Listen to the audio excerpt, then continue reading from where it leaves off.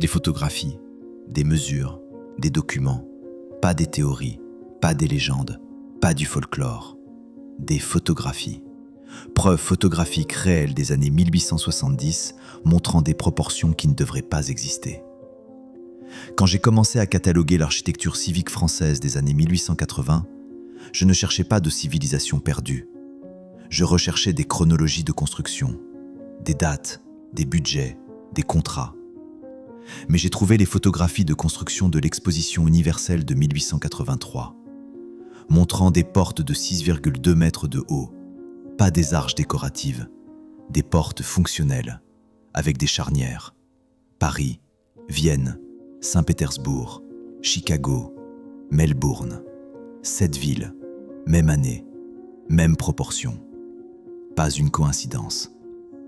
Je ne cherchais pas de civilisation perdue. Je cherchais des chronologies de construction. Mais les chronologies ne fonctionnent pas. Et chaque bâtiment avait le même sous-sol scellé. Alors j'ai continué à creuser. Le Palais Garnier a ouvert à Paris, janvier 1875. 14 ans de construction. C'est l'histoire officielle. Mais le grand escalier présente des contre-marches de 43 cm de haut, 8 cm plus hautes que le code moderne autorise. Pas cérémonial, pas symbolique.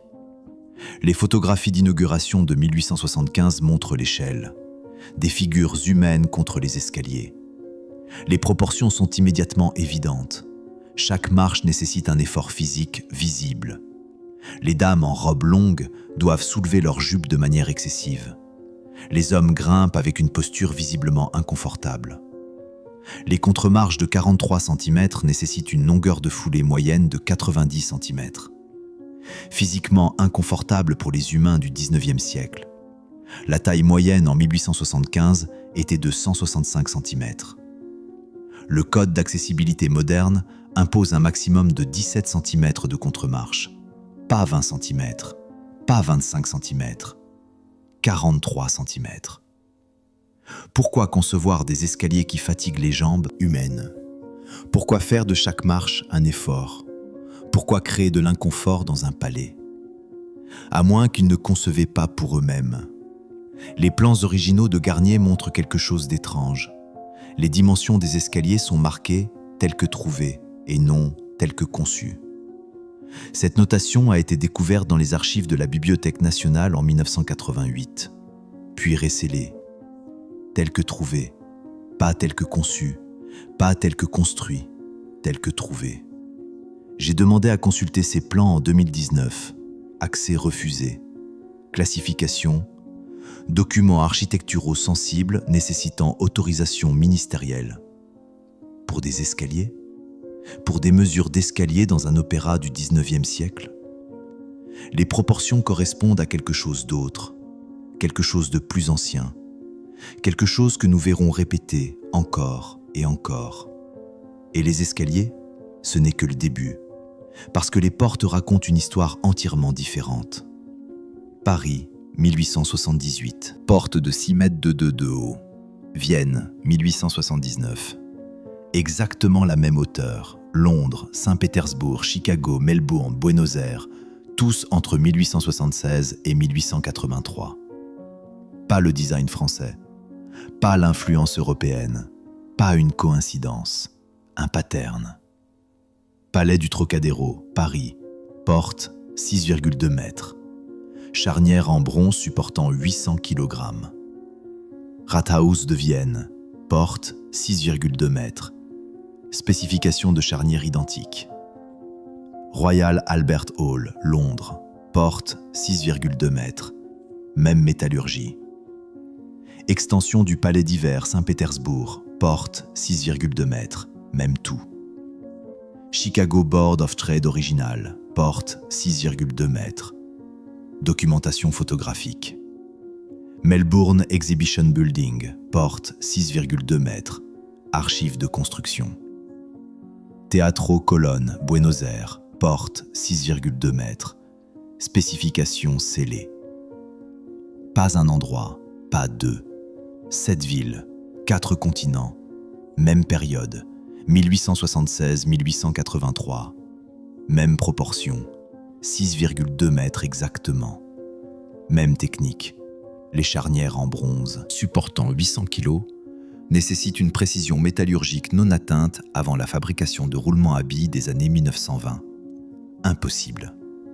Bibliothèque nationale, British Library, Österreichische Nationalbibliothek, Bibliothèque d'État russe, Newberry Library, State Library Victoria, Biblioteca Nacional de la Repubblica Argentina. Tout catalogué, tout accès restreint, tout depuis 2003. Les dossiers de fabrication de charnières pour les 7 bâtiments, disparus des archives municipales. Les contrats d'installation de portes, disparus. Les spécifications métallurgiques, disparues. Pourquoi la même hauteur dans 7 villes? Pourquoi 6,2 mètres spécifiquement? Pourquoi pas 4 mètres? Pourquoi pas 8? À moins que quelqu'un leur ait donné le même plan. 7 villes, une spécification. Comme s'ils restauraient, pas construisaient. Mais les portes, vous pouvez les voir, les photographier, les mesurer. Qu'en est-il de ce qu'ils ont enterré sous le palais? Garnier, chambre scellée, béton de remplissage. Pas pendant la construction, après l'ouverture publique. Entre 1876 et 1881, 5 niveaux de sous-sol séparés ont été remplis, scellés et retirés des dessins architecturaux entièrement. Pas stabilisation des fondations, pas réparation des dégâts d'eau, pas rénovation, effacement. Les dessins en coupe transversale de Garnier de 1874 montrent 5 niveaux de sous-sol, clairement dessinés, clairement étiquetés, accès, dimensions, fonctions, tout documenté. Le dessin révisé de 1882 montre 2 niveaux, pas 3 disparus. 5 moins 3 égale 2. Mais les mathématiques ne sont pas le problème. Le problème est pourquoi. Les opérations de scellement ont retiré des canaux d'eau fonctionnels, des conduits doublés de granit de 2,1 mètres de diamètre, qui auraient nécessité des pompes industrielles pour être excavés. Pourtant, la chronologie officielle prétend une construction avec des outils à main. Les canaux mesuraient 2,1 mètres de diamètre, pas 50 cm, pas 1 mètre, 2,1 mètres. Assez grand pour qu'une personne marche debout, doublé de blocs de granit parfaitement ajustés, s'étendant sous tout le bâtiment, connecté à quelque chose de plus grand. Pourquoi remplir des canaux fonctionnels? Pourquoi sceller des chambres accessibles? Pourquoi les retirer des dessins? Pourquoi prétendre qu'ils n'ont jamais existé? À moins qu'ils ne révélaient quelque chose. L'enquête de sous-sol de 1876, référencée dans 3 factures d'entrepreneurs séparés, documents disparus, les ordres de travaux de scellement de 1878, mentionnés dans les rapports budgétaires, les ordres eux-mêmes disparus, les plans architecturaux révisés de 1881, originaux donnés à l'École des Beaux-Arts, retirés en 1964, localisation actuelle inconnue. Ces canaux d'eau n'étaient pas romains. Les Romains étaient partis depuis 1400 ans. Ceux-ci étaient maintenus, utilisés, jusqu'en 1876. Un bâtiment avec des sous-sols scellés? Curieux. 50 bâtiments? Un pattern. Et 50 est conservateur. Paris, Vienne, Londres, Saint-Pétersbourg, Chicago, Philadelphie, Melbourne, Bruxelles. 50 bâtiments civiques documentés sur 4 continents. Chambres de sous-sol scellées entre 1876 et 1889. Même fenêtre de 13 ans. Pas entretien graduel. Pas décision indépendante. Pas politique municipale. Coordination. Sous-sol du Palais Garnier. Niveaux inférieurs du Rathaus de Vienne. Sous-sous-sol des Royal Court of Justice.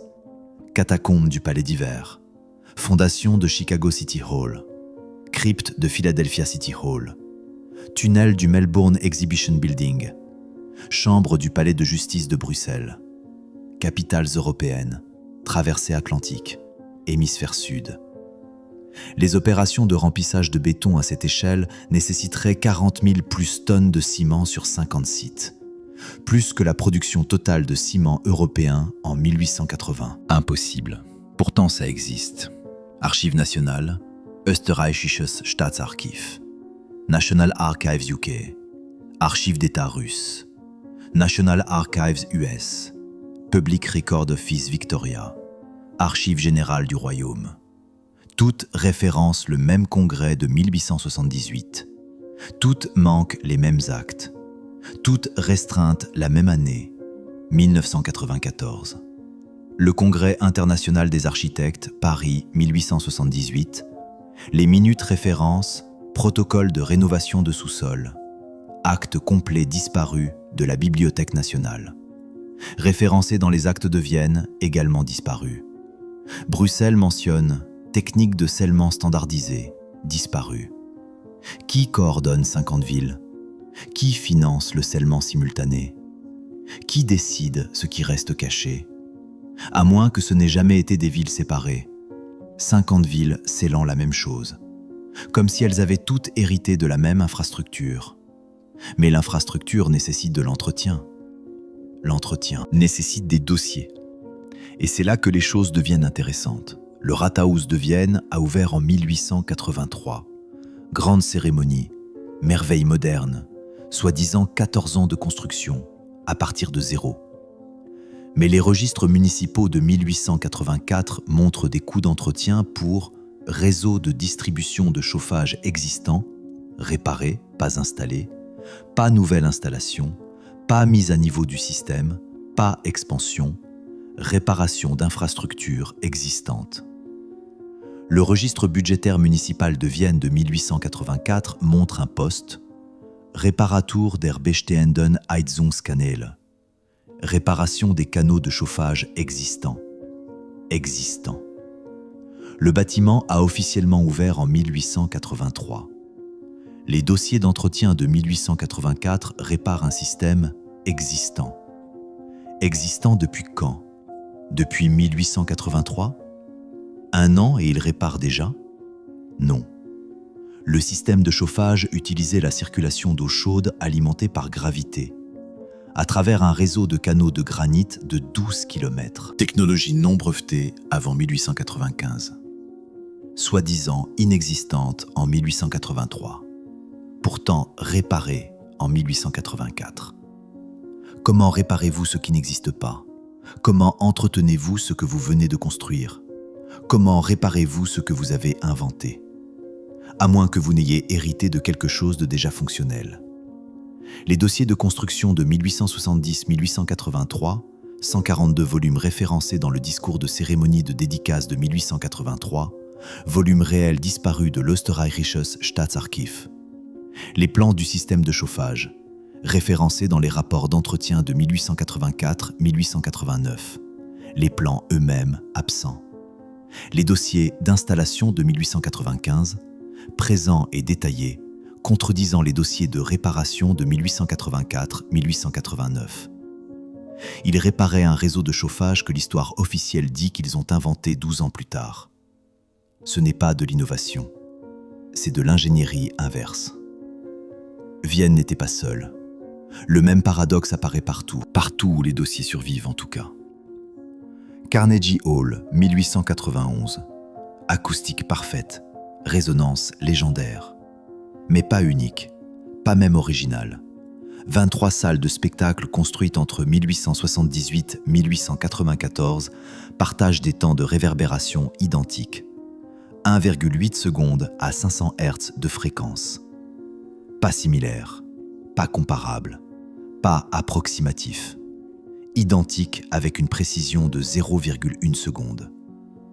Carnegie Hall, New York, 1891. Réverbération 1,8 secondes à 500 Hz. Concertgebouw, Amsterdam, 1888. Réverbération 1,8 secondes à 500 Hz.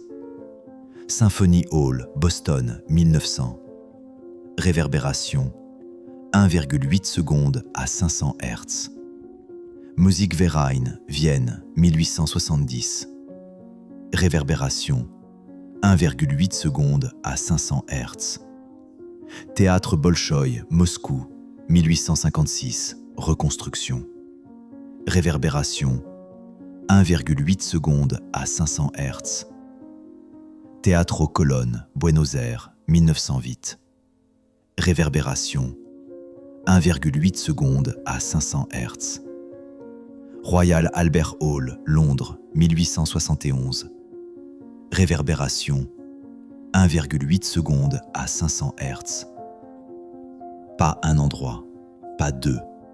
23 salles, 4 continents, même période. 1856-1908. Mêmes propriétés acoustiques. Précision de 0,1 seconde. Même calcul. L'ingénierie acoustique atteignant cette précision nécessite les calculs de l'équation de Sabine, publiée en 1900, et un équipement d'analyse de fréquences développé dans les années 1920. Impossible. New York Public Library. Archives du Concertgebouw. Archives de Boston Symphony Orchestra. Gesellschaft der Musikfreunde Wien. Archives d'État du Bolchoï. Archives historiques du Teatro Colón. Archives du Royal Albert Hall. Toutes manquent les spécifications acoustiques. Toutes ont les plans de bâtiment. Toutes ont séparé le même matériel. Les spécifications de conception acoustique pour les 7 salles, disparues des archives architecturales. Walter Gropius a essayé d'accéder aux plans acoustiques du Musikverein en 1925. On lui a dit qu'ils étaient perdus dans la réorganisation des années 1890. Les plans de Carnegie Hall donnés à l'Université Columbia en 1952, spécifications acoustiques retirées avant le transfert. Comment les architectes des années 1870 calculaient-ils la réponse en fréquence? Comment mesuraient-ils la réverbération sans équipement? Comment atteignaient-ils une précision que nous gérons à peine aujourd'hui? À moins qu'ils ne calculaient pas du tout, juste copier. 23 salles, une signature acoustique, comme si elles étaient accordées à la même fréquence. Mais la fréquence n'est pas la seule chose qu'elles partageaient. Il y a la géométrie. L'Opéra de Paris, bâtiment séculier, lieu de divertissement, pas temple. Pourtant, il utilise le ratio phi parfaitement. Chaque dimension majeure, largeur, hauteur, profondeur de scène, rayon de l'auditorium, est liée par le nombre d'or, 1,618, précis à 3 décimales. Pas décoratif, pas choix esthétique, pas caprice architectural. Précision mathématique servant une fonction acoustique. Les schémas superposés montrent les proportions phi, cartographiées sur le plan d'étage de Garnier. Largeur totale, 100 mètres. Largeur de scène, 61,8 mètres. 100 divisé par 61,8 égale 1,618. Hauteur de plafond, 38,2 mètres. 61,8 divisé par 38,2 égale 1,618. Rayon de l'auditorium, 23,6 mètres. 38,2 divisé par 23,6 égale 1,618. Partout. Calculer phi à 3 décimales nécessite des tables logarithmiques et des mathématiques avancées, accessibles aux ingénieurs. Inexplicable dans l'architecture de divertissement civil où la vision artistique guidait soi-disant la conception. Pourquoi utiliser la géométrie sacrée dans les bâtiments séculiers? Pourquoi le ratio phi dans les opéras, pas les églises? Pourquoi la précision mathématique dans les lieux de divertissement? À moins que la géométrie ne servait une fonction technique que nous avons oubliée. Les carnets de calcul de Garnier, référencés dans la biographie de 1875, absents de la Bibliothèque nationale. Les consultations d'ingénierie structurelle, mentionnées dans 3 lettres séparées, aucun dossier ne reste. L'analyse de géométrie sacrée du Rathaus de Vienne par Otto Wagner, commission privée de 1905, résultat référencé dans l'inventaire des archives Wagner, le document lui-même disparu. Géométrie sacrée. Mais rien de sacré à ce sujet. Ils utilisaient des relations mathématiques pour manipuler l'acoustique, le flux d'eau, la distribution de chaleur. Un système intégré. Géométrie, acoustique, canaux d'eau, réseau de chauffage, pas des systèmes séparés. Et cela nous amène à ce qu'était réellement la Tartarie. Je continuais à trouver les mêmes patterns. Canaux d'eau, précision géométrique, résonance acoustique, réseau hydraulique.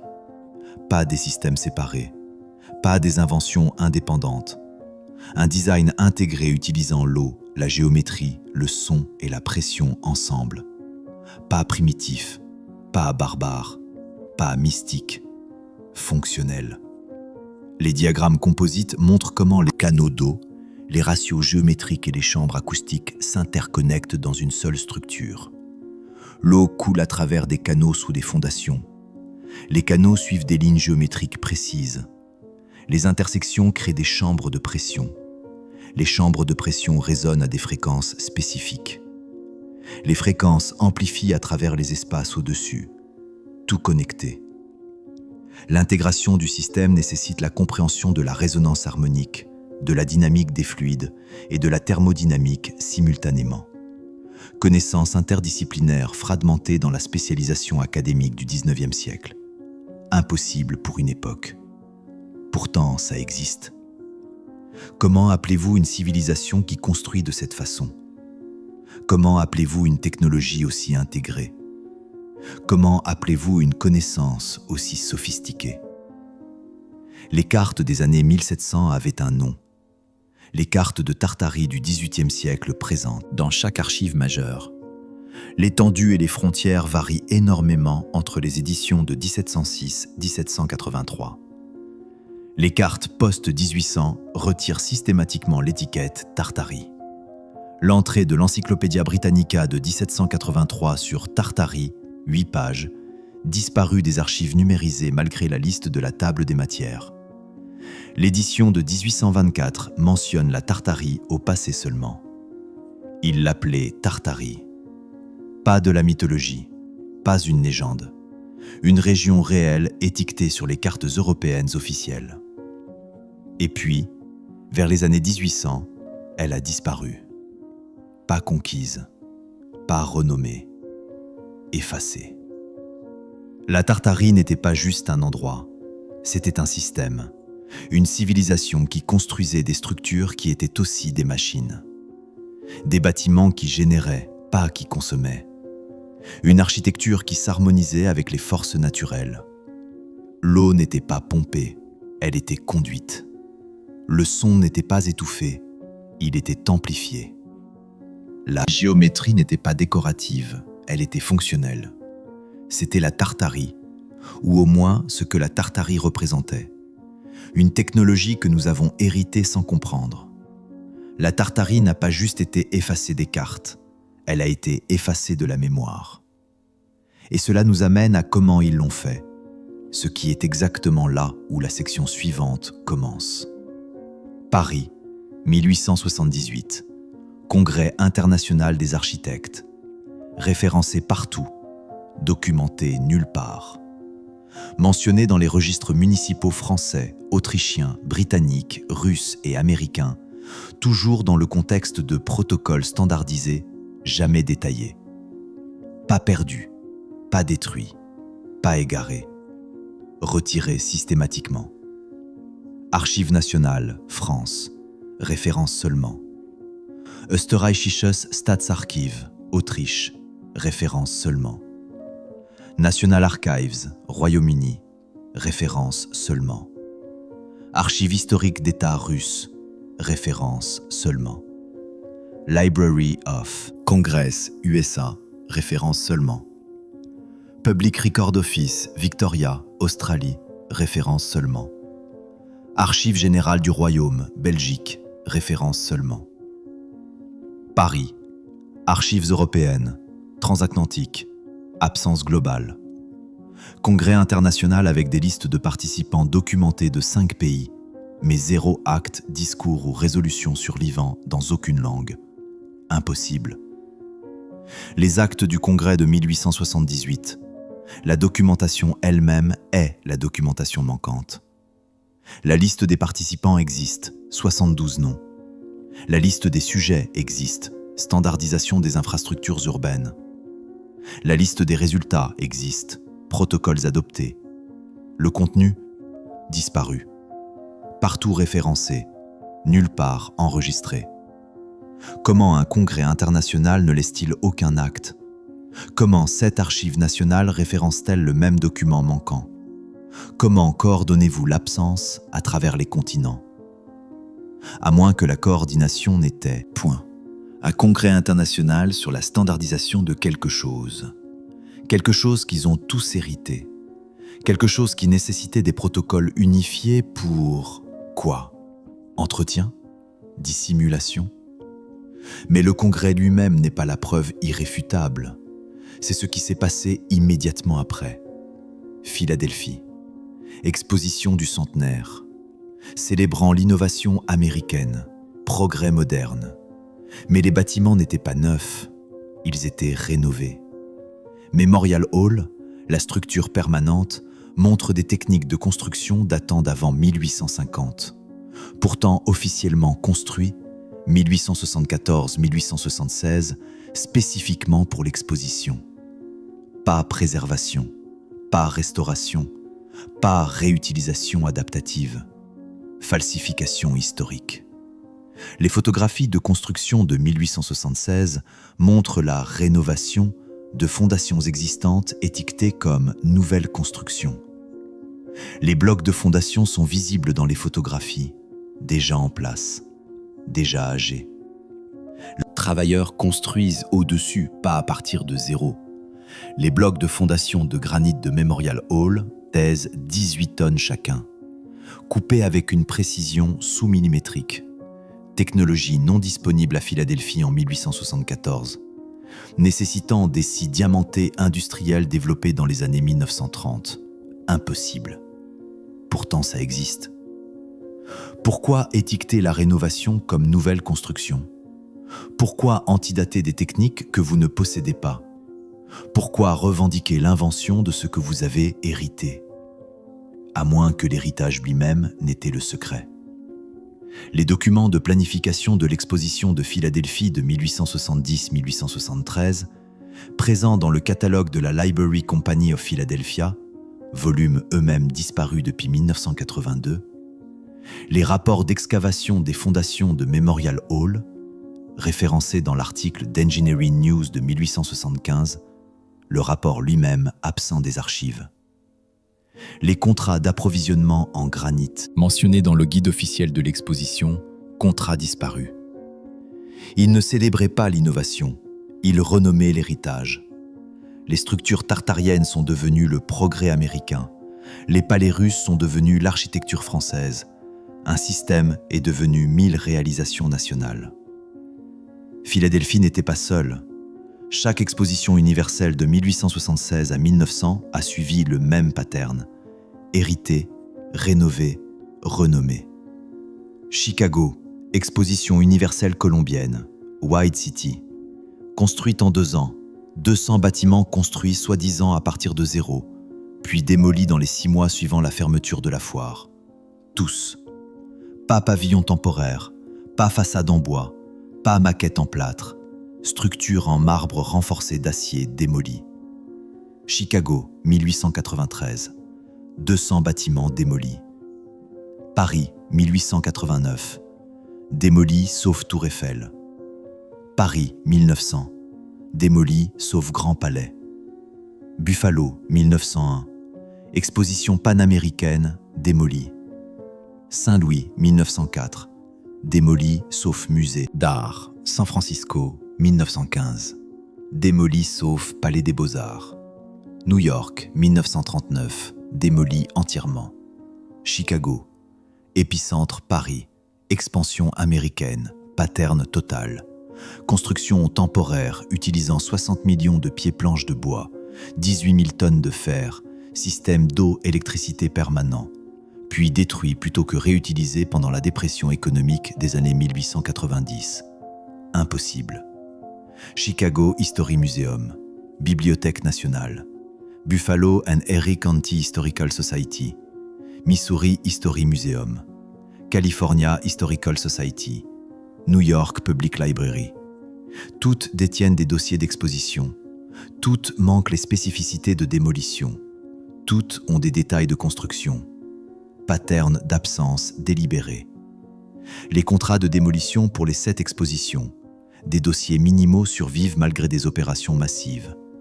Les dossiers de disposition des matériaux, où sont allées 18 000 tonnes de fer, largement non enregistrées. Les opérations de récupération architecturale, mention dans les journaux, aucune documentation municipale. Pourquoi démolir des structures permanentes? Pourquoi détruire pendant la dépression économique? Pourquoi gaspiller l'acier, le marbre et le cuivre? Pourquoi éliminer les preuves? À moins que ce n'était le point. Ils ont démoli les preuves. Des bâtiments qui prouvaient que des techniques de construction avancées existaient avant les dates d'invention officielles. Des structures qui révélaient une sophistication héritée. Mais certaines choses ne peuvent pas être démolies. Certaines choses sont trop massives. Certaines choses sont juste enterrées. Seattle, 1889. Grand incendie. Opportunité de reconstruction. Ou couverture. Ils n'ont pas reconstruit. Ils ont enterré. Puis reconstruit au-dessus. Le niveau de rue original entier, 12 pâtés de maisons, remplis de terre et scellés, créant un nouveau rez-de-chaussée 2,4 mètres plus haut. Pas prévention des inondations, pas amélioration sanitaire, pas urbanisme, dissimulation. Les photographies de Seattle Underground montrent les hauteurs de devanture de magasins originales, maintenant des sous-sols. Les portes qui étaient des entrées sont maintenant des fenêtres de sous-sol. Les fenêtres de 2e étage sont maintenant des entrées de 1er étage. Les proportions révèlent la vérité. Élever le niveau de rue a nécessité 500 000 yards cubes de terre de remplissage.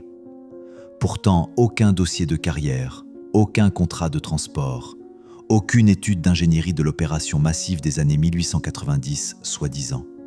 Impossible.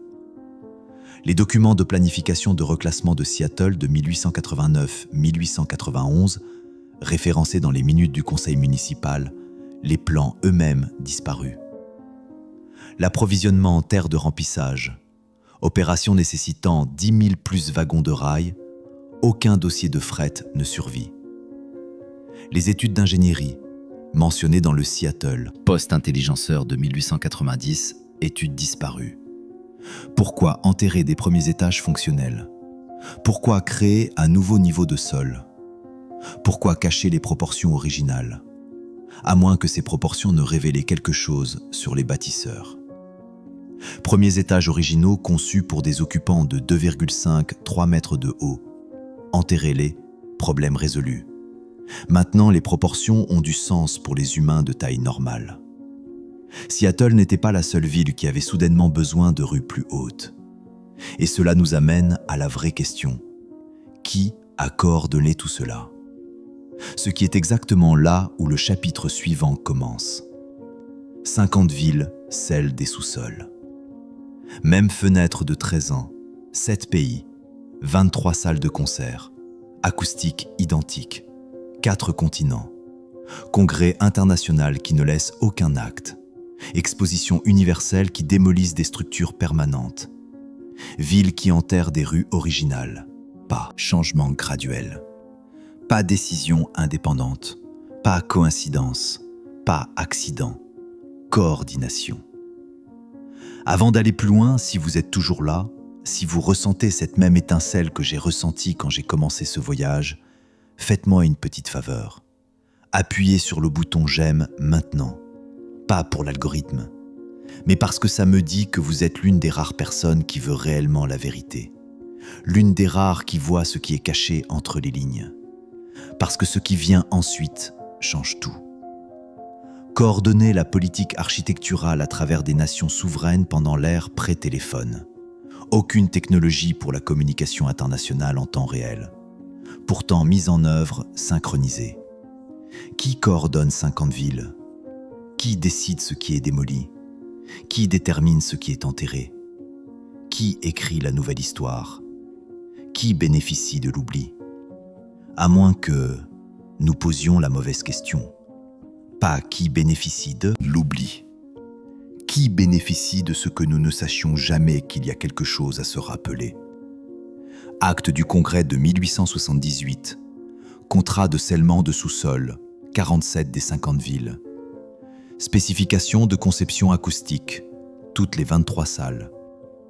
Dossier de disposition de démolition, toutes les 7 expos. Études de reclassement de rue, Seattle, Chicago, New York City, CCF. Tous disparus après des réorganisations d'archives post-année 1990. 23 archives nationales, 17 bibliothèques universitaires, 8 sociétés historiques. Toutes manquent les mêmes types de documents. Toutes restreintes les mêmes matériaux. Toutes pendant la même période post-guerre froide. Ce n'étaient pas des châteaux français. Ce n'étaient pas des palais russes. Ce n'étaient pas des innovations américaines. C'étaient des structures tartariennes. Construites par une civilisation qui comprenait des principes que nous avons seulement récemment commencé à redécouvrir. Et dans les années 1800, quand nous les avons hérités, nous avons fait ce que toute culture fait quand elle trouve une technologie qu'elle ne comprend pas. Nous l'avons revendiquée comme la nôtre. Nous avons antidaté la construction. Nous avons effacé les bâtisseurs. Et nous nous sommes assurés que personne ne pourrait prouver le contraire. Qu'est-ce qui reste enterré? Qu'est-ce qui a été retiré? Qu'est-ce que nous prétendons avoir inventé? Qu'est-ce que nous avons simplement hérité? Et qu'est-ce qui disparaîtra ensuite? Les questions ne se terminent pas, elles se multiplient. Les preuves persistent, attendant quelqu'un prêt à poser les questions que tout le monde a accepté de ne pas poser. Les bâtiments se souviennent, même si nous